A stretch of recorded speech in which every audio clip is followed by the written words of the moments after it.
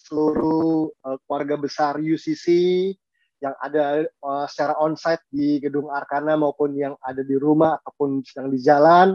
Senang sekali pada hari Minggu ini kembali mendapatkan kesempatan yang sangat berharga untuk bisa kembali sharing, kembali menyampaikan firman Tuhan buat seluruh keluarga besar di UCC.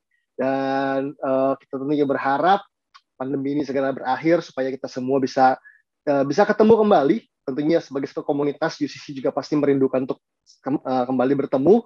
Dan tapi yang jelas adalah apapun yang sedang terjadi hari-hari ini, kita perlu terus mengerti kebenaran dan mengenal Tuhan dan rencananya dalam hidup kita supaya kita tidak tertinggal dan juga tidak menjadi korban keadaan.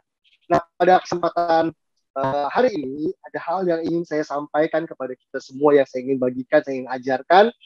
So, hopefully apa yang saya bagikan ini juga bisa betul-betul memperlengkapi kita semua. Oke, ini dia yang saya ingin bagikan pada kesempatan hari ini. Bapak Ibu saudara kasih, hari ini saya ingin bicara soal tema ini, mengeluarkan buah dalam ketekunan. Ini yang saya ingin bahas pada kesempatan hari Minggu ini. Nah, oke, seperti yang kita tahu, masa pandemi sejak tahun yang lalu sampai dengan hari ini, kita dibawa pada 3 keadaan oleh karena pandemi COVID-19 yang terjadi. Kita dibawa pada 3 kondisi ini, yaitu pertama kekacauan. Ada banyak rencana yang kacau, ada banyak program yang kacau, ada banyak bisnis dan pekerjaan yang menjadi kacau, sekolah-sekolah mengalami kekacauan, ada banyak bahkan pernikahan yang kacau dan juga kehidupan emosional. Katanya menurut kabar dan berita, informasi yang saya terima, ada banyak orang, termasuk orang Kristen yang karena pandemi ini mengalami problem dalam kesehatan mentalnya, karena khawatir, stres, dan sebagainya. Kita berhadapan dengan kekacauan. Kedua, kita berhadapan dengan keterbatasan. Segala hal terbatas. Ada yang namanya social distancing. Naik pesawat dibatasi, datang ke kantor dibatasi, ke gereja dibatasi. Tentunya juga berdampak pada finansial. Ada orang-orang yang mulai mengeluh bahwa keuntungan saya, cuan saya nggak seperti dulu, mulai terbatas. Kapan nih bisa pulih kembali? Bukan hanya keterbatasan, kita juga mengalami yang namanya ketidakpastian. Kapan pandemi ini berakhir? Kapan kita bisa liburan kayak dulu? Kapan saya bisa kebaktian kayak dulu di gereja dan sebagainya? Kekacauan, keterbatasan, dan ketidakpastian adalah tiga keadaan yang kita alami. Kita semua alami oleh karena pandemi yang terjadi. Walaupun dengar-dengar katanya pandemi ini sepertinya kelihatannya akan segera berakhir. Kita nggak tahu kapan gitu ya. Mungkin saat ini beberapa orang merasa bahwa wah, kekacauannya sudah mulai teratasi nih, nggak seperti dulu, nggak sekacau kemarin-kemarin gitu ya. Sekarang udah mulai terkendali. Keterbatasannya juga sudah mulai dilonggarkan, sudah tidak seperti dulu, sudah mulai terkendali, mulai kondusif. Ketidakpastiannya kayaknya sekarang sudah mulai ada titik terang deh, gitu ya. Beberapa negara sudah membuka bordernya untuk wisatawan mulai hadir, boleh datang untuk berkunjung dan sebagainya, gitu, dengan syarat-syarat yang jauh lebih longgar daripada sebelum-sebelumnya. Tetapi satu hal yang saya ingin katakan, Bapak Ibu Saudara kasih, bahwa di tengah 3 keadaan ini, kekacauan, keterbatasan, dan ketidakpastian, maupun ketiga hal ini juga sudah mau selesai, mungkinnya sudah tidak separah dulu kekacauan, keterbatasan, dan ketidakpastian, saya yakin setiap kita rindu untuk menjadi pribadi yang produktif. Artinya baik kemarin di masa-masa pandemi yang kacau banget, serba terbatas dan tidak pasti, kita ingin jadi pribadi yang produktif. Di rumah aja, nggak bisa kerja, bisnis susah. Saya percaya orang Kristen harus jadi pribadi yang produktif, harus berkarya, harus punya kreativitas untuk bisa menghasilkan hasil. Karena keluarga harus makan, karena cicilan harus dibayar, dan katanya kalau ada hal yang mengerikan selain jatuh cinta adalah jatuh tempo. Ya. Jadi kalau ada cicilan yang jatuh tempo, wah itu bikin deg-degan, supaya harus produktif. Kita bertanggung jawab sebagai orang Kristen untuk segala tagihan, pembayaran yang harus dilakukan, dan supaya kita harus produktif karena uang turun dari langit. Tuhan nggak berkati kita dengan cara tiba-tiba ada sekoper uang di depan rumah kita. Enggak begitu caranya. Tetapi kita harus bekerja menjadi produktif. Tapi selain menjadi produktif, di tengah-tengah keadaan 3 keadaan ini maupun keadaan ini mungkin akan segera berakhir, kita nggak cuma sekedar menjadi produktif, tetapi juga harus berbuah. Berbuah ini bicara perkara-perkara rohani. Berbuah ini bicara soal paling tidak dua hal. Bicara soal menghasilkan buah roh, memiliki karakter Kristus atau keserupaan dengan Kristus, itu yang pertama. Yang kedua adalah bicara soal menangkan jiwa bagi Tuhan. Jadi buahnya bisa di dalam kita, yaitu kehidupan yang diubahkan, semakin serupa dengan Kristus, dan jiwa-jiwa yang dimenangkan buat Tuhan. Nah, Bapak Ibu Saudara terkasih, produktif dan berbuah bukanlah pilihan. Kita nggak ditanya untuk gimana Anda mau menjadi pribadi yang produktif atau berbuah di masa-masa seperti ini. Saya percaya kita tidak perlu memilih produktif atau berbuah, karena saya percaya kita sebagai orang Kristen harusnya dua-duanya, produktif dan berbuah. Artinya secara karir, secara pekerjaan, secara bisnis, kita harus bertanggung jawab sebagai orang percaya untuk bisa menghasilkan hasil yang terbaik dalam pekerjaan kita, karena saya percaya pekerjaan kita adalah penyembahan kita, tanggung jawab kita yang Allah percayakan untuk kita diberkati dan jadi berkat bagi banyak orang, dan supaya kita harus produktif. Tetapi di satu sisi kita juga harus berbuah. Jadi ini bukan soal ini atau itu. Di dalam banyak hal kita suka ditanya gitu ya, pilih mana ini atau itu gitu ya. Hidup ini nggak cuma soal ini atau itu, Bapak Ibu kasih. Tetapi hidup itu kadang-kadang ini dan itu. Makanya di dalam firman Tuhan dikatakan bahwa kita diminta untuk merenungkan firman Tuhan siang dan malam, bukan siang atau malam. Kalau siang atau malam itu suruh milih salah satu. Tapi ketika kata dan itu muncul, tanda kata dan itu artinya plus, ada tambah, artinya produktif dan berbuah, siang dan malam. Memang ada hal-hal yang kita harus pilih, baik atau jahat, pilih yang baik, gitu ya. Setia atau nggak setia, ya pilih setia, begitu. Tapi ada hal-hal yang ketika kita diperhadapkan pada kedua-duanya, kita nggak perlu pilih salah satu. Apakah orang Kristen harus produktif atau berbuah? Dua-duanya. Bukan produktif atau berbuah, tetapi produktif dan berbuah. Amin, Bapak Ibu kasih. Oke. Dan ini dia firman Tuhan mengatakan ini. Lukas 8 ayat 15 adalah salah satu kutipan dari perumpamaan Tuhan Yesus yang mengajarkan kita bahwa pada dasarnya ketika bicara soal hati, bicara soal tanah hati, ada 4 macam tanah. Bapak Ibu Saudara kasih, saya ingin katakan sebelum kita membaca ayat ini bahwa untuk terjadi pertumbuhan, untuk terjadi sebuah pertumbuhan, diperlukan benih yang baik dan tanah yang baik.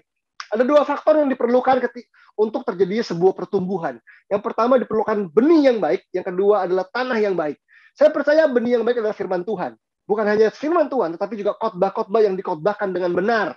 Dan saya berdoa, saya percaya juga UCC adalah gereja yang sangat memperhatikan pengajaran-pengajaran orang-orang yang diundang untuk memastikan bahwa benih yang ditabur adalah benih yang baik. Tetapi bukan hanya benih yang baik yang diperlukan, tetapi juga tanah yang baik. Jadi benih yang baik dan tanah yang baik diperlukan untuk terjadinya sebuah pertumbuhan. Dan ketika Yesus mengajarkan tentang perumpamaan 4 macam tanah, ada tanah yang di pinggir jalan, ada benih yang jatuh di pinggir jalan, ada benih yang jatuh di tanah berbatu-batu, ada benih yang jatuh di semak duri, tetapi yang keempat ada di ayat 8 ini, Lukas 8 ayat 15 ini, yaitu benih yang jatuh di tanah yang baik. Dikatakan dalam firman Tuhan bahwa yang jatuh di tanah yang baik ialah orang yang setelah mendengar firman itu, setelah mendengar artinya sudah dengar dulu begitu ya. Jadi kalau belum dengar nggak bisa bertumbuh. Jadi harus dengar dulu, setelah mendengar firman itu, menyimpannya dalam hati yang baik. Dan apa? Mengeluarkan buah dalam ketekunan. Nah, ternyata hal yang menarik yang kita ingin bahas hari ini, Bapak Ibu Saudara kasih, ternyata mendengarkan firman Tuhan saja nggak cukup. Membuka hati ketika kita datang ibadah dan mendengarkan khotbah saja nggak cukup. Karena kita mengatakan bahwa kita akan bisa mengeluarkan buah itu dalam ketekunan. Jadi, meskipun firman Tuhan itu ada di dalam hati kita, tapi kalau kita nggak tekun, kita nggak bisa menghasilkan buah atau tidak bisa menghasilkan buah yang matang. Karena itu ketekunan ini adalah hal yang penting dan sangat perlu ditambahkan dalam upaya kita untuk menghasilkan buah dalam kehidupan kita sebagai orang percaya, Bapak Ibu. Baik ini di tengah pandemi maupun nanti setelah pandeminya usai, kita perlu memerlukan ketekunan. Karena hari-hari ini saya mendengar ada banyak orang mengeluh soal ketekunan ini. Ada gembala-gembala yang mulai bercerita, mulai curhat bahwa, aduh jemaat saya makin lama makin mundur nih. Makin jarang yang hadir ibadah online. Kayaknya lebih suka sepedaan, capek dengan ibadah virtual dan sebagainya. Kayaknya mereka, karena kalau ibadah virtual nggak kelihatan ya, gitu ya. Beda sama ibadah yang sungguhan yang datang di onsite dan sebagainya. Ya, jadi beberapa jemaat gembala mengeluh. Bahkan juga ada yang mengeluh bahwa ketika diminta datang ke onsite, aduh banyak jemaat malah nggak mau datang. udah nggak seperti dulu antusias, nggak tekun. Tapi kalau disuruh nongkrong, makan di mall, makan di kafe, jalan-jalan, diusahakan, tetapi gereja nggak mau dan sebagainya. Ada banyak orang yang mengeluh soal ini, soal ketekunan ini. Bapak Ibu Saudara kasih. Padahal firman Tuhan mengatakan bahwa kita nggak bisa mengeluarkan buah tanpa adanya ketekunan, karena Alkitab mengatakan bahwa setelah mendengar firman itu, kita harus menyimpannya dalam tanah hati yang baik, dan benih itu akan mengeluarkan buah dalam ketekunan. Kata ketekunan, hupomone, dalam bahasa Yunani, steadfast, consistency, passion, endurance. Singkat cerita atau singkatnya, ketekunan adalah kemampuan untuk bertahan dalam kesukaran, untuk terus mengalami kemajuan dan mendapatkan hasil terbaik. Jadi orang yang tekun adalah punya kemampuan untuk bertahan. Jadi kalau sesuatu itu sulit, aduh susah banget, sulit banget. Orang yang tekun adalah orang yang punya kemampuan dan keputusan hati, ketetapan hati untuk bertahan dalam kesukaran, kesulitan, masalah, tantangan. Untuk apa? Untuk terus mengalami kemajuan. Jadi orang yang cuma bertahan aja nggak mengalami kemajuan, itu bukan tekun namanya Bapak Ibu kasih. Orang yang sedang belajar, waktu saya dulu belajar taekwondo, waktu saya masih SD, saya belajar untuk bisa split Bapak Ibu. Split tuh kakinya bisa renggang gitu ya. Itu perlu ketekunan. Ada orang yang belajar gimnastik, anak-anak kecil bisa salto-salto dan sebagainya. Perlu ketekunan untuk apa? Untuk mengalami kemajuan. Jadi kalau orang bilang dia tekun, dia bertahan dalam kesukaran, dia bertahan, dia ngotot, tetapi nggak mengalami kemajuan, jangan-jangan dia keras kepala. Ada perbedaan besar antara keras kepala dan tekun. Orang yang keras kepala hidupnya nggak maju, cuman menang ngeyel doang. Tapi orang yang tekun, dia bertahan dalam kesulitan, kesukaran, tetapi dia mengalami kemajuan yang signifikan dan mendapatkan hasil yang terbaik. Bahkan firman Tuhan mengatakan, hendaklah kemajuanmu nyata.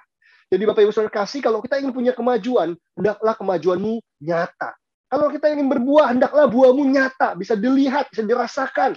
Kalau kita bilang, oh saya berubah kok hidupnya, apanya yang berubah? Banyak orang Kristen bilang, saya ingin bertumbuh serupa Kristus, saya ingin bertumbuh makin dekat dengan Tuhan, saya ingin bertumbuh seperti Kristus, memiliki karakter Kristus. Apanya?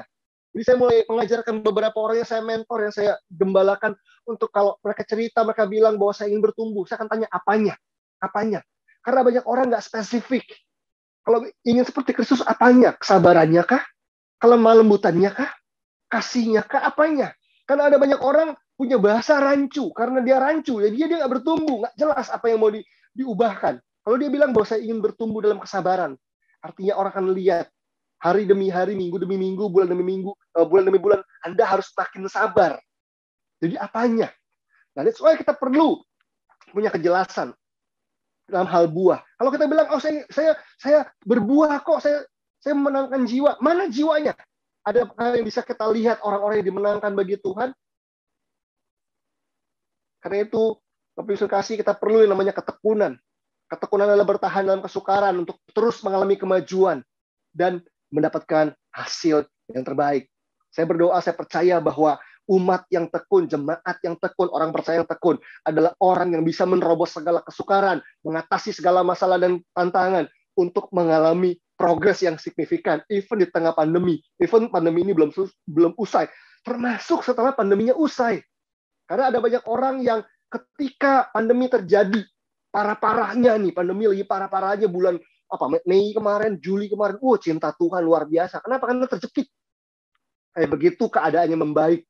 Ada orang-orang yang ketika keadaannya membaik, kondisi keuangannya membaik, mulai nggak tekun lagi.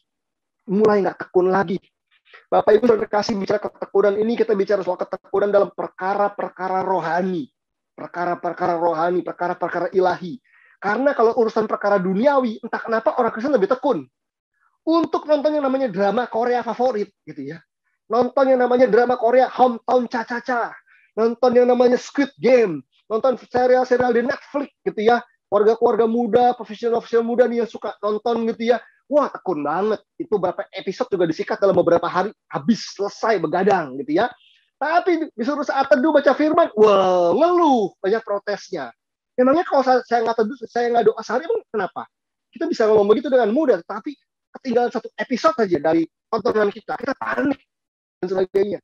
Kalau urusan cuan, urusan untung, urusan uang, kita tekun. Begitu sebuah pekerjaan tuh ada cuannya, ada untungnya, apalagi gede, tekun luar biasa, ya nggak sih? Tapi urusan perkara-perkara rohani kita nggak tekun. Kita gampang menyerah, gampang cari alasan, gampang nyalahin orang lain, dan sebagainya. Tapi saya percaya Tuhan hari ini mau kita tekun dalam perkara-perkara rohani, Bapak Ibu kasih. Karena Tuhan mau kita menghasilkan buah dalam ketekunan. Nah, berikutnya. Tadi ayat yang tadi bilang apa? Setelah mendengar firman itu, menyimpan dalam hati yang baik dan mengeluarkan buah dalam ketekunan. Jadi urutannya jelas ya. Mendengar dulu firman itu. Jadi kalau nggak dengar, nggak bisa menyimpan dalam hati. Nggak bisa menghasilkan buah dalam ketekunan. Artinya nggak akan ada buah kalau nggak ada benih. Nggak akan ada buah kalau nggak ada benih. Adalah bohong jika orang Kristen bilang, saya bisa berbuah. Tapi nggak pernah berdoa, nggak pernah baca firman. Nggak pernah merenungkan firman, nggak pernah dengar khotbah. Nggak bisa, harus ada benihnya dulu. Kita nggak bisa doain tanah kosong supaya muncul buah, pohon melon, pohon alpukat. Nggak bisa, harus ditanam dulu benihnya. Sama dengan hidup kita secara rohani, nggak akan ada kesabaran, nggak akan ada kasih, nggak akan ada sukacita di hidup kita kalau nggak ada benihnya. Nggak akan ada rencana Allah yang tergenapi, nggak akan ada jiwa-jiwa yang dimenangkan dan dimurkan kalau nggak ada benihnya.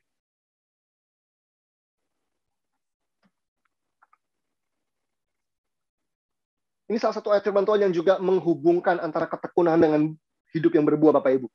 Sebab kamu tahu bahwa ujian terhadap imanmu itu menghasilkan ketekunan. Jadi ujian terhadap iman kita itu apa? Menghasilkan ketekunan. Jadi ketekunan itu kelihatan waktu kita diuji, waktu iman kita diuji, pengenalan kita akan Tuhan diuji. Dan biarkanlah ketekunan itu memperoleh buah yang matang. Lihat, ada hubungan antara ketekunan dan apa? Memperoleh buah yang matang. Mungkin hidupmu berbuah, tapi nggak matang. Karena nggak tekun. Belum sampai matang udah dipetik buahnya, begitu kan? Supaya kamu menjadi sempurna, menjadi mature, menjadi dewasa. Kata sempurna artinya juga dewasa, utuh. Dan utuh dan tak kekurangan suatu apapun. Jadi ada hubungan antara ketekunan dan menghasilkan buah. Dan menghasilkan buah bicara soal membawa kita pada apa? Menjadi dewasa, utuh dan tak kekurangan suatu apapun. Apa untungnya hidup saya berbuah sih, Pastor? Saya berbuah bagi Tuhan itu untungnya apa? Bahkan ada yang bertanya begini, memangnya kalau saya nggak berbuah, apakah saya akan binasa? Kalau saya sebagai orang Kristen sudah lahir baru, terus hidup saya nggak berbuah, apakah saya akan kehilangan keselamatan? Oke, mungkin kalau hari ini hidup kita nggak berbuah, Bapak Ibu ya, kita nggak otomatis langsung masuk neraka. Enggak. Kalau kita hari ini orangnya nggak sabaran, kalau kita hari ini orangnya nggak lembut, orangnya keras, kalau kita hari ini orangnya pelit, nggak murah hati, apakah hari ini kita masuk neraka? Enggak. Tetapi mungkin hidup yang nggak berbuah bisa membuat kita mengalami kemunduran sampai satu titik ketika masalah datang, ketika goncangan datang, kita bisa meninggalkan Tuhan dan otomatis. Tetapi saya meyakinkan orang yang sudah percaya Yesus, kalau hidupnya nggak berbuah, nggak akan masuk neraka langsung kok, tenang aja. Tapi bukan berarti berbuah itu nggak perlu. Kalau ditanya apa untungnya hidup kita saya berbuah, saya percaya ada tiga hal ini. Yang pertama, kenapa kita perlu berbuah? Apa untungnya? Yang pertama, untungnya adalah begini. Orang yang hidupnya berbuah akan bisa menikmati perjalanan hidupnya. Dan bisa menyelesaikan masalah. Itu yang pertama. Kenapa seperti itu? Betul. Coba Bapak Ibu, setelah kita lahir baru nih ya, hidup kita masih panjang kan ya?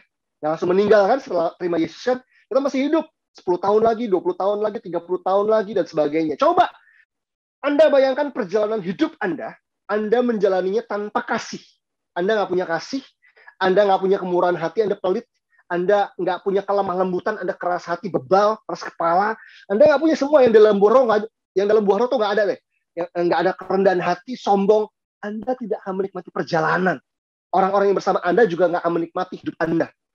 Bahkan nggak punya kasih berarti punyanya apa? Kebencian kah, amarah kah, resek gitu ya. Nggak punya kesabaran berarti hidupnya nggak sabaran. Nggak punya kerendahan hati, sombong, bayangkan. Itu semua nyiptain masalah. Jadi orang kalau nggak punya buah dalam hidupnya nggak berbuah, dia nggak akan menikmati perjalanan hidupnya, dan dia nggak akan bisa menyelesaikan masalah dalam hidupnya. Justru dia akan ciptakan masalah, atau menciptakan banyak masalah dalam hidupnya. Tetapi orang yang punya buah roh, orang yang hidupnya berbuah di dalam dirinya, wow, saya percaya dia akan semakin bisa menikmati perjalanannya. Kalau hidup Anda, Bapak Ibu, makin penuh kasih, makin sabar, makin lemah lembut, makin punya penguasaan diri, Anda akan makin menikmati perjalanan hidup Anda, dan Anda akan bisa menyelesaikan masalah. Anda punya kasih, Anda bisa menyelesaikan masalah. Anda punya kerendahan hati, kalau Anda punya problem, terus sombong, nggak mau minta tolong, tambah susah hidup ini, Anda punya kerendahan hati, Anda akan minta tolong. Anda nggak punya penguasaan diri, boros itu nggak akan selesai dengan money management. Kalau Anda boros, Anda perlu punya penguasaan diri. That's why buah roh itu, kehidupan yang berbuah itu akan membantu Anda menikmati perjalanan dan menyelesaikan masalah Anda. Yang kedua, kalau Anda hidupnya berbuah, Anda akan berdampak di bumi ini. Ada orang-orang yang terberkati, ada orang yang diselamatkan, ada orang-orang yang dimuridkan.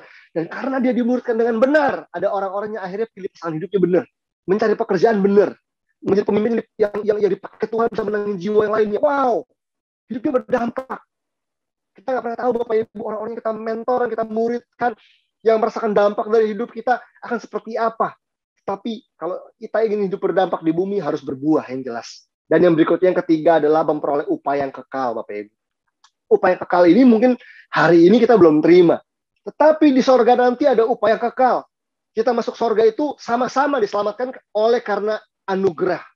Kita diselamatkan karena kasih karunia oleh iman. Jadi kita percaya Yesus, Tuhan sudah mati buat kita, Dia oleh karena kasih karunia menyelamatkan kita, akhirnya diselamatkan. Tetapi orang Kristen yang serius ikut Tuhan, yang sungguh-sungguh melayani Tuhan, yang sungguh-sungguh menangkan jiwa, upahanya bakal beda dengan orang yang asal-asalan ikut Yesus. Orang yang jadi Kristen tapi nggak mau ngapa-ngapain, nggak mau berbuah, nggak mau berdampak, nggak mau menginjil, nggak mau bertumbuh, masuk surga nggak? Ya karena kita diselamatkan oleh karena anugerah, bukan karena perbuatan baik, ya masuk surga. Kalau kita nggak menyangkal itu atau tidak meninggalkan Tuhan, nggak murtad. Tetapi akan ada upaya yang berbeda, itu bukti Tuhan itu adil, Bapak Ibu. Jadi kalau kita berbuah, upahnya berbeda, betul nggak? Itu membuktikan bahwa Allah itu adil. Alkitab berkali-kali membahas soal yang namanya mahkota. Kita akan menerima mahkota buat orang-orang yang setia, buat orang-orang yang sungguh-sungguh, orang-orang yang membayar harga. Akan ada mahkota. Mahkota itu ya itu adalah istilah untuk menggambarkan upah kita, Bapak Ibu Saudara kasih. Oke, berikutnya. So, kalau bicara soal ketekunan, menghasilkan buah dalam ketekunan, kita perlu tekun dalam hal apa sih? Ada 3 area ketekunan yang bisa membuat hidup kita mengeluarkan buah, Bapak Ibu. Buah yang matang. Nah, coba perhatikan atau coba mulailah dari 3 area ini dalam hidup kita. Yang pertama adalah kita perlu bertekun dalam firman. Bertekun dalam firman. Apa artinya bertekun dalam firman? Oke, kita akan bahas ini. Ya. Mazmur 1 ayat yang pertama sampai ayat yang ketiga itu berbunyi demikian. Berbahagialah orang yang tidak berjalan menurut nasihat orang fasik, yang tidak berdiri di jalan orang berdosa, dan yang tidak duduk dalam kumpulan pencemooh, tetapi yang kesukaannya ialah Taurat Tuhan, dan yang merenungkan Taurat itu siang dan malam. Lihat, Bapak Ibu. Tetapi yang kesukaannya ialah Taurat Tuhan, dan yang merenungkan Taurat itu siang dan malam. Itu menggambarkan ketekunan. Ya, seperti pohon yang ditanam di tepi aliran air, yang menghasilkan buahnya pada musimnya. Saya garis bawahi kenapa? Karena terjemahan yang lebih tepat adalah yang menghasilkan buah di segala musim. Yang menghasilkan buah di setiap musim. Kira-kira itu terjemahan yang lebih pas. Dan yang tidak layu daunnya, apa saja yang diperbuatnya berhasil. Bapak Ibu Saudara kasih, coba perhatikan. Perhatikan kata pertama dari ayat ini. Berbahagialah. Dan coba perhatikan kata terakhir dari ayat ini. Berhasil. Bukankah 2 kata ini, berbahagia dan berhasil, adalah 2 kata yang dicari semua orang? Amin. Nggak ada orang yang ingin susah dan gagal hidupnya. Kita semua ingin apa? Berbahagia dan berhasil. Dan Tuhan nggak anti dengan hal tersebut. Tuhan tidak melarang hal tersebut. Tuhan memberi tahu kita, membocorkan kepada kita bagaimana kita bisa berbahagia dan berhasil. Menurut cara-caranya Tuhan. Dikatakan tidak berjalan menurut nasihat orang fasik. Tidak berdiri di jalan orang berdosa, dan tidak duduk dalam kumpulan pencemooh. Saya singkat 3 hal ini sebagai ini dia. Influence, pengaruh buruk, pengaruh negatif. Bapak Ibu Saudara kasih, kita punya pengaruh buruk dan negatif itu ada di mana-mana. Di keluarga kita ada, di lingkungan kita ada, di kantor kita ada, bahkan di gereja juga ada. Nasihat orang fasik, jalan orang berdosa, kumpulan pencemooh, itu ada di mana-mana, dan ada influence yang terus-menerus menyerang kita, dan Alkitab mengingatkan kita untuk kita waspada terhadap 3 hal tadi.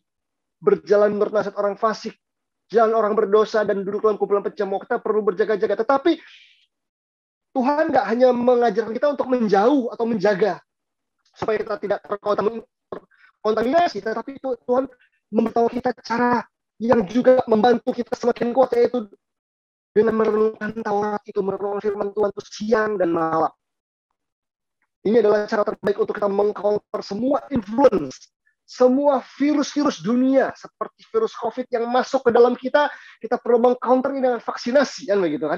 Nah, firman Tuhan itu seperti vaksinasi yang membangun kekuatan dari dalam untuk meng-counter setiap pengaruh yang masuk dalam hidup kita. Tetapi untuk kita bisa tervaksinasi oleh kebenaran firman Tuhan, kita perlu yang namanya bertekun dalam firman.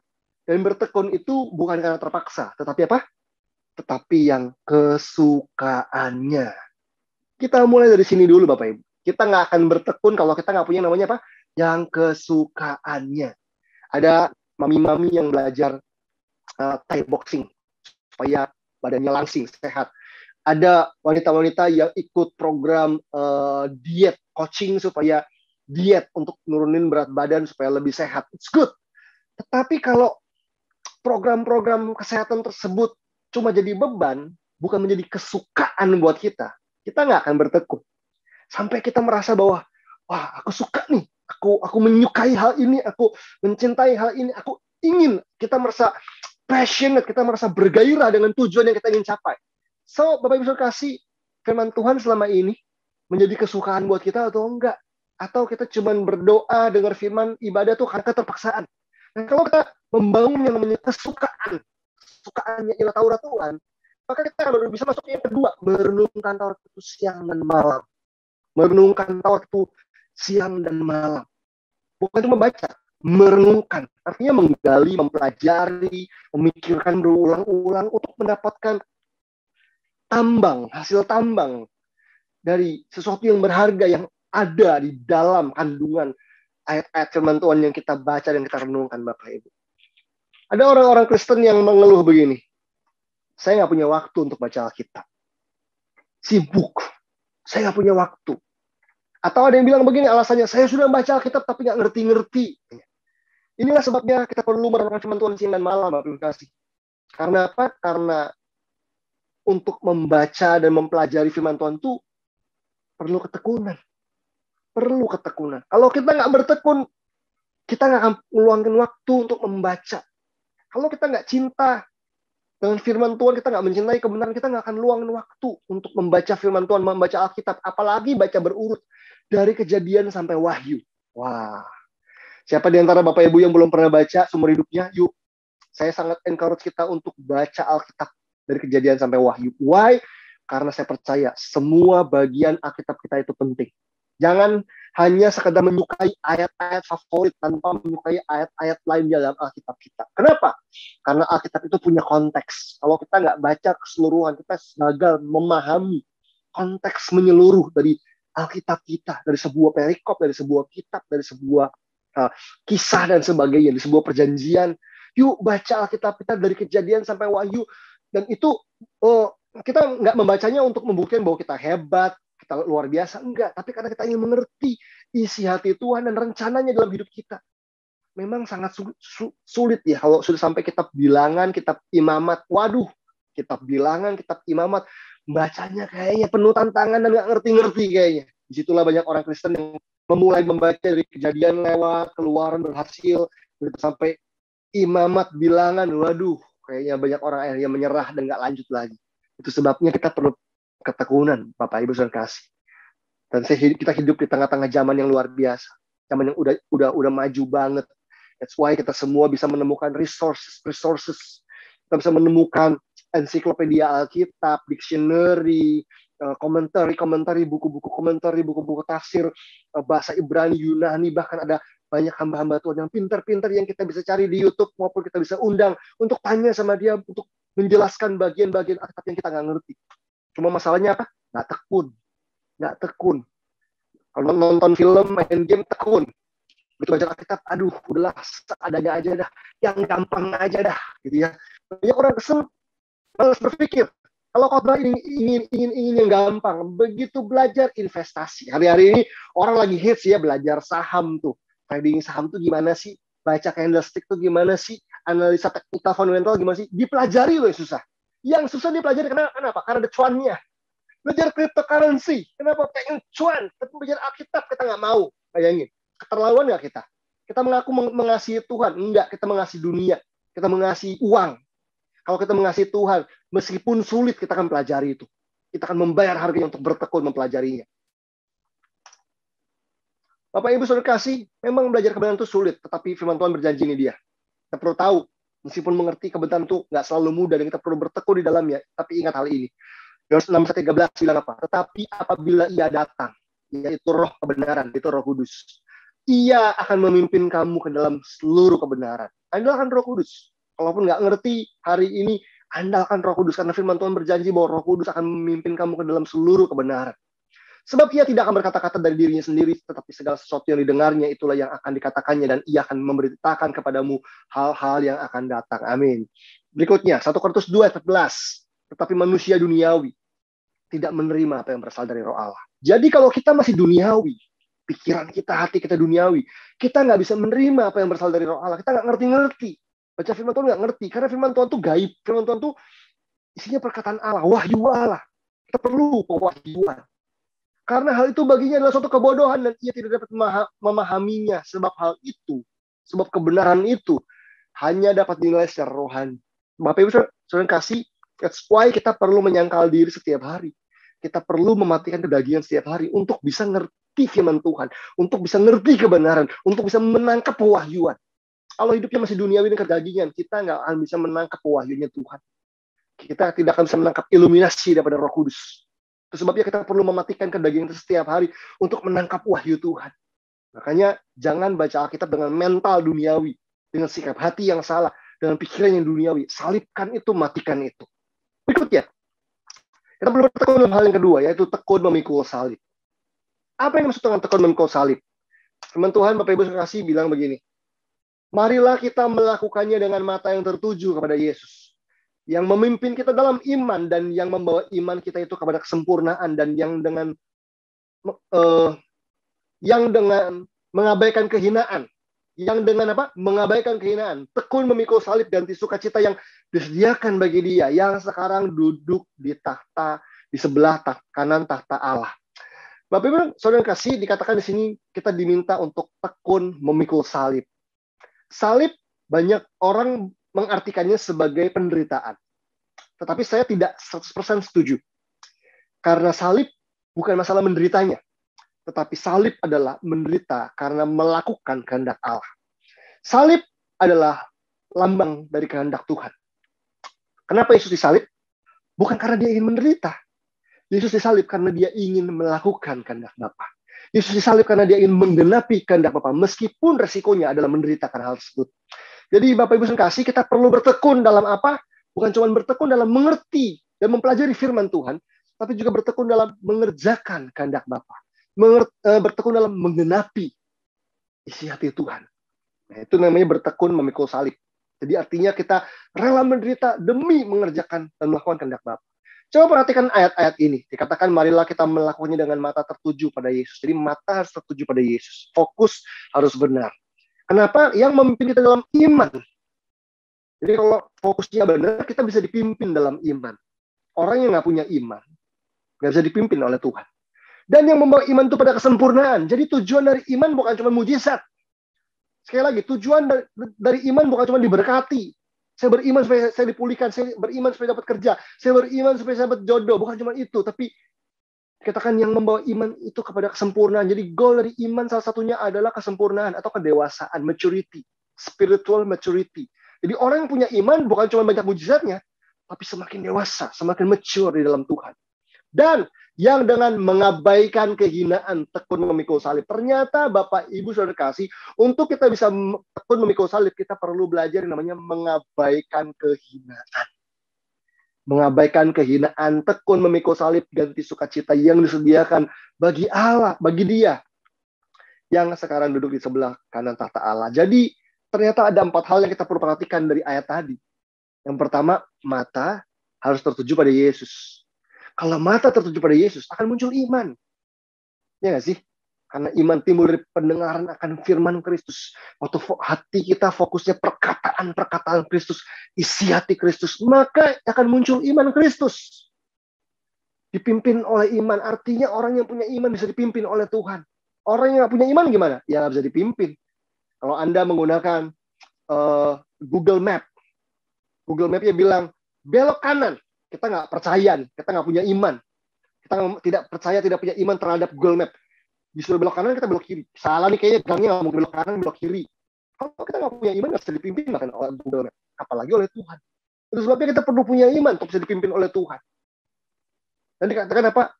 Dan kita dengan mengabaikan kehinaan, tekun memikul salib. Jadi kita bisa tekun memikul salib kalau mata tertuju pada Yesus, dipimpin oleh iman, lalu mengabaikan kehinaan. Bapak Ibu Saudara kasih, melakukan kebenaran itu nggak mudah. Melakukan isi hati Tuhan, melakukan kehendak Allah itu nggak mudah. Karena kadang-kadang harganya adalah kita harus mengabaikan kehinaan. Apa sih kehinaan? Dianggap remeh, dianggap sepele, disalahpahami, direndahkan. Ada orang-orang yang direndahkan di keluarga besar. Reunian dengan keluarga besar. Terus tanya, coba sekarang kamu ikut Yesus. Pelayanan-pelayanan. Udah dapat apa? Udah punya apa? Lihat nih, saudara-saudaramu, kakakmu, sepupumu. Nah ikut Tuhan tuh diberkati-berkati aja. Punya ini itu. Makin kaya, makin sukses dan sebagainya. Kita perlu belajar mengabaikan kehinaan. Jangan terpancing. Jangan sampai terpancing. Iya, ya bener juga ya. Ikut Yesus tapi kok hidupnya gini-gini doang. Ikut Yesus kok kayaknya makin menderita. Kalau penderitaan itu karena kita pikul salib, oke Bapak Yesus kasih. Kalau kita dianggap bodoh oleh teman-teman kita, lu ngapain bisnis jujur-jujur, curang aja, lu bodoh banget. Nggak ada cuannya, nggak ada untungnya. Jangan terlalu jujur lah.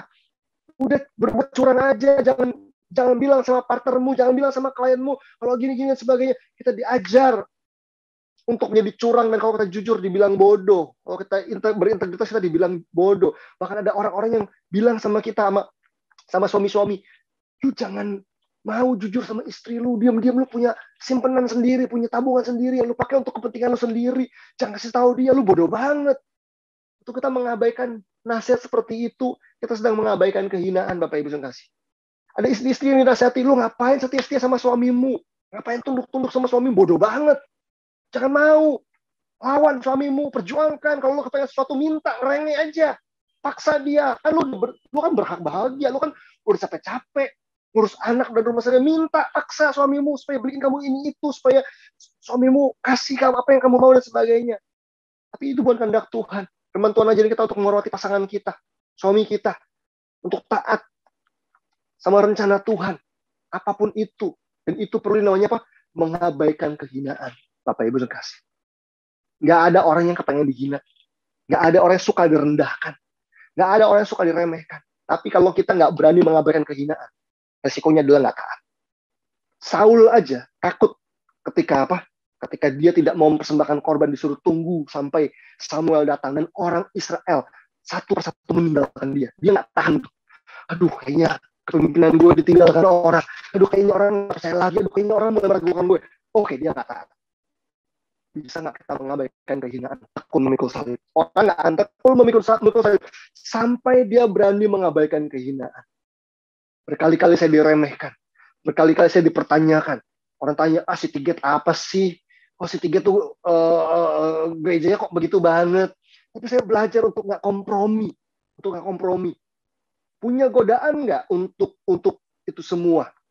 Untuk ngeladenin perkataan-perkataan orang. Tapi kalau saya ikuti pancingan-pancingan dari orang lain, opini orang lain yang tidak tahu apa yang sedang terjadi, tidak ngerti apa yang jadi rencana Tuhan buat hidup saya dan keluarga saya dan pernikahan saya dan pelayanan saya, maka akhirnya saya akan terjebak untuk meladeni jebakan orang lain, perkataan orang lain, dan tidak menaati apa yang jadi kehendak Tuhan, apa yang jadi rencana Tuhan.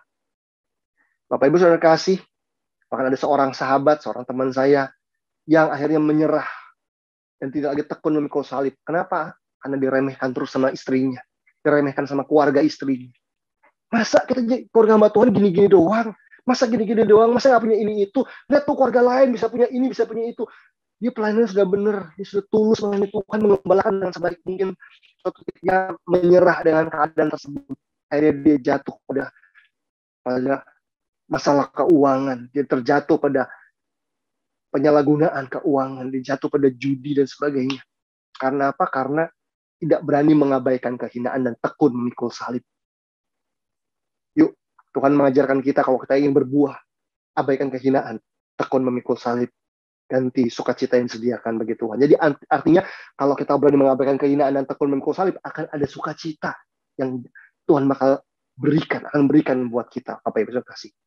Dan yang terakhir, yang ketiga, ketekunan yang ketiga yang akan menghasilkan buah dalam hidup kita adalah bertekun dalam komunitas. Saya yakin sekali UCC sudah banyak belajar soal komunitas. Sudah diperlengkapi dengan begitu luar biasa tentang pentingnya komunitas. Amin. Amin. Tapi saya ingat kembali bahwa bertekun dalam komunitas itu bukan sekedar terdaftar di UCC, Bapak Ibu. Bukan hanya sekedar absen datang di sebuah komsel asal nongol di Zoom-nya ada layarnya. Bukan sekedar itu. Bertekun dalam komunitas artinya kita berkontribusi di dalamnya, tertanam di dalamnya, terlibat di dalamnya. Saya yakin Bapak Ibu pernah mendengar istilah ini, pertemuan komunitas dan cara hidup komunitas. Almarhum Pak Andreas SW juga sering membahas hal ini. Bahwa dalam komunitas bukan hanya ada pertemuannya, bukan cuma absensinya, tetapi cara hidupnya itu yang penting, Bapak Ibu. Sudahkah kita membangun cara hidup komunitas? Karena ada orang-orang yang komplain. Saya sudah hadir di dalam komunitas, tapi kok orang nggak perhatiin saya punya masalah kok nggak ada yang tahu. Pertanyaan saya, Anda cerita nggak masalah Anda? Anda terbuka nggak dengan pemimpin Anda? Kalau nggak pernah cerita dengan jujur, nggak pernah terbuka tentang kondisi Anda, jelas anggota di komsel nggak tahu, karena mereka semua bukan dukun. Pemimpin Anda bukan cenayang, bukan dukun yang bisa nebak-nebak Anda punya masalah. So, terbukalah, ceritalah.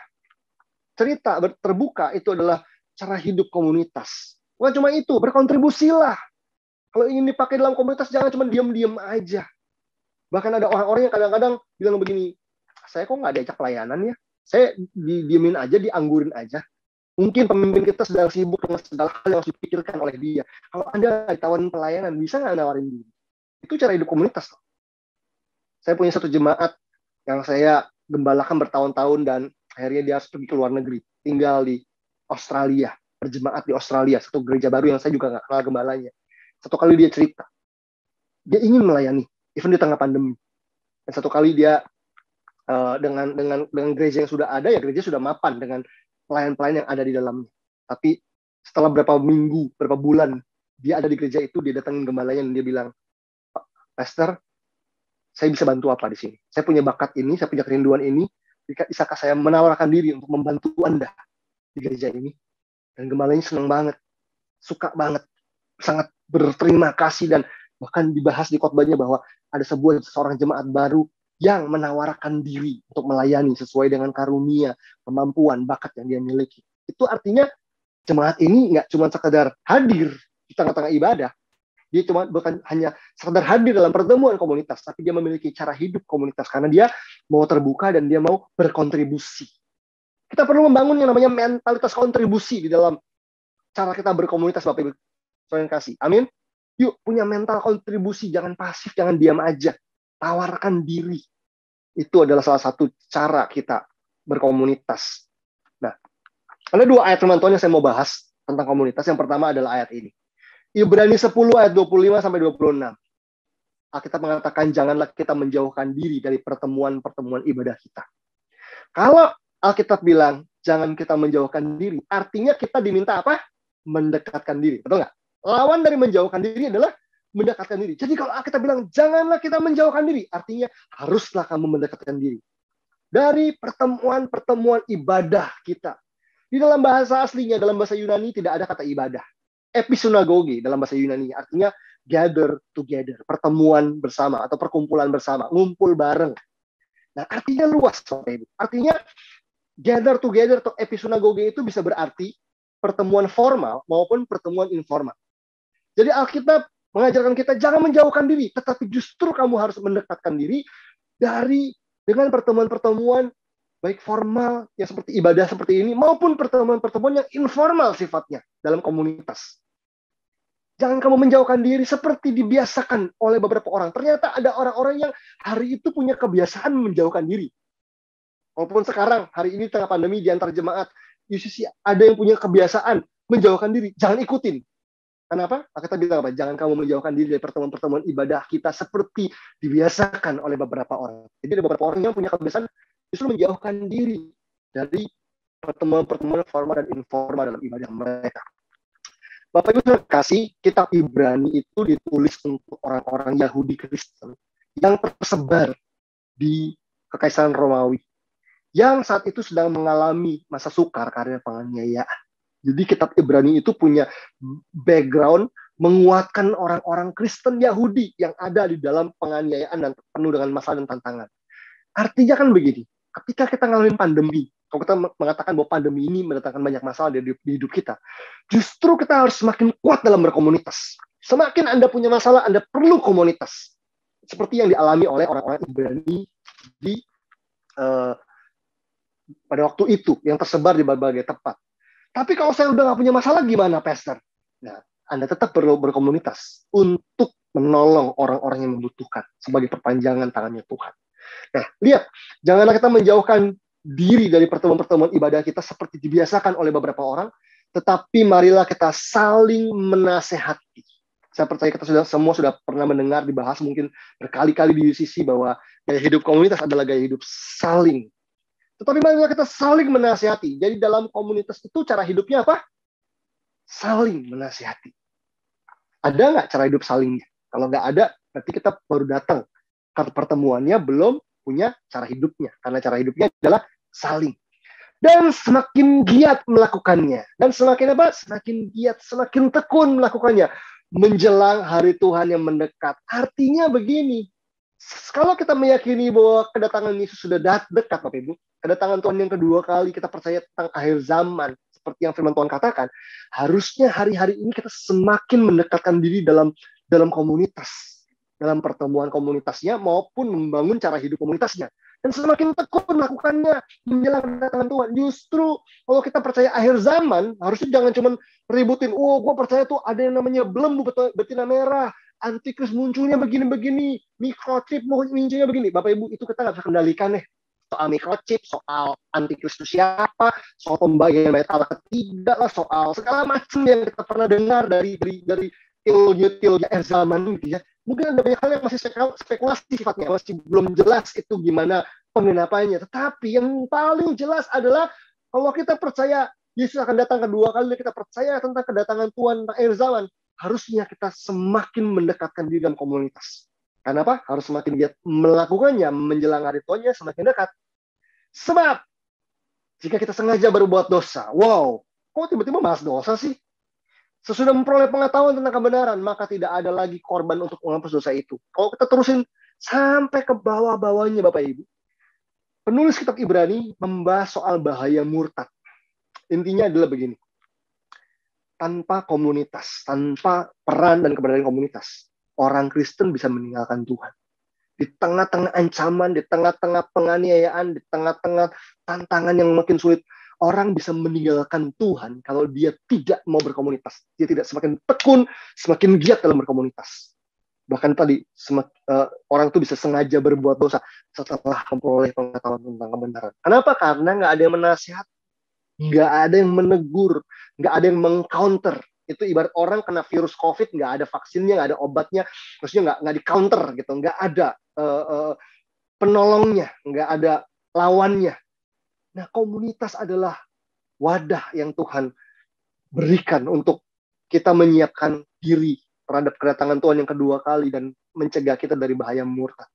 Jangan bilang hari ini saya kuat kok, saya nggak mungkin ninggalin Tuhan. Jangan bilang gitu Bapak Ibu. Saya udah lihat orang yang paling cinta Tuhan menurut saya, yang pelayanannya dahsyat, doain orang sembuh, matanya bisa hitamnya nggak ada, hitamnya muncul. Orang yang model begitu hari ini ninggalin Tuhan ada kok Bapak Ibu, ada. Jadi jangan gegabah untuk bilang saya nggak mungkin ninggalin Tuhan. Ada. Orang bisa ninggalin Tuhan karena begitu banyaknya tekanan dalam hidupnya dan nggak ada komunitas yang menjadi support system dalam hidupnya. Yang berikutnya, kita pasti pernah tahu ayat ini. Kisah Rasul pasal 2 ayat 41 dan seterusnya. Orang-orang yang menerima perkataannya itu memberi diri dibaptis dan pada hari itu jumlah mereka bertambah kira-kira 3.000 jiwa. Ini bicara soal gereja mula-mula. Mereka apa? Bertekun dalam pengajaran rasul-rasul. Bapak Ibu, gereja mula-mula bukan cuma dengar pengajaran ya. Mereka bertekun dalam pengajaran. Jadi dalam komunitas nggak cuma hadir. Yang penting gue rajin hadir. Yang penting saya rajin hadir, nggak pernah absen. Bertekun nggak dalam pengajaran? Belum berkomunitas itu namanya. Kalau nggak bertekun dalam pengajaran. Bertekun dalam apa? Dalam persekutuan. Dalam persekutuan tadi tuh ada yang namanya keterbukaan dan kontribusi. Karena persekutuan itu bicara fellowship, dua arah, interaksi dua arah. Bertekun nggak dalam hal tersebut? Ada inisiatif nggak ngontak temennya? Chat, telepon, kalau lagi COVID ya, nge-zoom, tanya kabarnya nggak? Tahu nggak kabarnya temannya gimana? Kalau nggak, kita nggak bertekun dalam persekutuan. Kita berada dalam komunitas, tapi kita nggak memiliki cara hidup komunitas. Dan mereka selalu berkumpul untuk memecahkan roti, bertekun dalam memecahkan roti.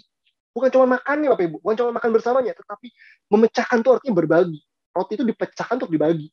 Bertekun nggak dalam berbagi, sharing, menjadi berkat, dan bertekun dalam berdoa, dalam komunitas, mendoakan yang lain, mendoakan saudara seiman kita dan sebagainya. Ini cara hidup komunitas. Coba pakai kata bertekun di dalam 4 hal ini. Bertekun dalam pengajaran, bertekun dalam persekutuan, bertekun dalam memecahkan roti, bertekun dalam berdoa. Itu cara hidup komunitas. Semuanya nafasnya bertekun. Supaya apa? Menghasilkan buah. So, sudahkah kita bertekun untuk menghasilkan buah, Bapak Ibu? Karena ini dia. Ini yang terakhir yang saya ingin katakan. Banyak orang Kristen hari-hari ini kurang menghargai yang namanya ketekunan. Cari gampangnya, cari enaknya. Hanya ingin mengejar gampangnya saja, nggak mau sulit-sulitnya. Mau bertumbuh, tapi nggak mau saat teduh. Ingin jadi berkat, tapi nggak mau melayani. Ingin menabur, tapi nggak mau menuai. Saya percaya kita bukan orang Kristen yang seperti ini. Tapi Tuhan rindu untuk kita menjadi orang-orang Kristen yang bertekun untuk bisa menghasilkan buah. Mari kita semua berdoa. Mari kita tundukkan kepala kita, tutup mata kita, dan arahkan hati kita ke hadapan Tuhan. Tuhan Yesus, kami mau belajar untuk bertekun dan menghasilkan buah. Mungkin selama ini kami sudah jadi orang Kristen yang baik. Kami merasa kami sudah jadi orang Kristen yang baik. Tapi satu hal yang mungkin kurang hari-hari ini dalam hidup kami adalah kurang bertekun. Hari ini kami mau belajar untuk bertekun dalam firman Tuhan. Kami mau bertekun dalam memikul salib mengerjakan kehendak Bapa. Dan kami mau bertekun dalam komunitas. Satu ingredient ini yang namanya bertekun. Kami ingin tambahkan dalam kehidupan kami. Karena kami tahu ketekunan akan menghasilkan kemajuan yang nyata. Hendaklah kemajuan kami nyata Tuhan hari-hari ini. Di tengah pandemi maupun ketika pandemi ini usai. Dan kami tahu Tuhan panggil kami untuk hidup kami berbuah. Paling tidak dalam 2 hal ini. Pertama, menjadi seperti Kristus. Ada karakter yang diubahkan. Ada sifat yang diubahkan. Dan yang kedua, ada jiwa yang dimenangkan. Orang yang dimuridkan. Orang yang dijangkau bagi Kristus. Kami rindu hidup kami berbuah di tengah pandemi ini Tuhan. Kalaupun pandemi ini akan segera usai, kami bersyukur untuk hal tersebut. Kami ingin menjadi orang-orang Kristen yang semakin produktif. Tetapi di satu sisi, kami ingin juga menjadi orang-orang Kristen yang semakin berbuah-buah. Nah, ketika pandemi ini berakhir, kami ingin buah dan kemajuan kami semakin nyata. Orang lain merasakan dampaknya, orang lain melihat apa yang keluar dari hidup kami, dan nama Tuhan dipermuliakan. Terima kasih Tuhan Yesus. Berkati jemaat-Mu yang hari ini dalam pergumulan, yang sedang mengalami kesukaran. Buat kami semua makin bertekun dalam firman, makin bertekun dalam memikul salib mengabaikan kehinaan, dan makin bertekun dalam komunitas. Biar kami semua boleh melihat Tuhan menolong kami, Tuhan memulihkan kami, Tuhan membawa kami dari satu kemenangan ke kemenangan yang lain.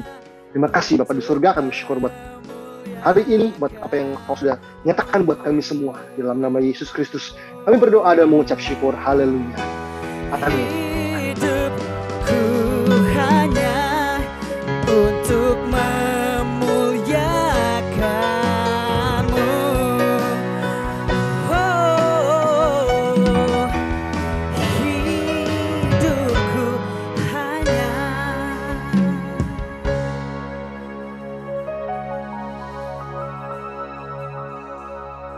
untuk